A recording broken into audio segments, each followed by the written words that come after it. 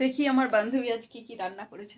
আজকে কি রান্না করেছে? আজকে আমি করেছি তোর লাউ ডগা আচ্ছা দিয়ে সর্ষে দিয়ে তরকারি করেছি, আচ্ছা আর করেছি চিকেন কষা আচ্ছা আর সোয়াবিনের তরকারি। আচ্ছা খাবি নাকি? আর আর কিছু করিনি রে, খাবি তো খা। খাবি নাকি? খাবো তো, তুই এখন কি করবি? আমি এখন গ্যাস মুছবো। দেখ জল নিলাম, হুম জল নিয়ে পরে এই যে গ্যাসের মধ্যে হুম এই যে এইভাবে এরকম করে গ্যাসটা মুছতে হয়। মুছতে হয়। দেখে নে ভালো করে, হ্যাঁ। তোর গ্যাসটা খুব অপরিষ্কার থাকে ঘরে। বাজি বকিস না।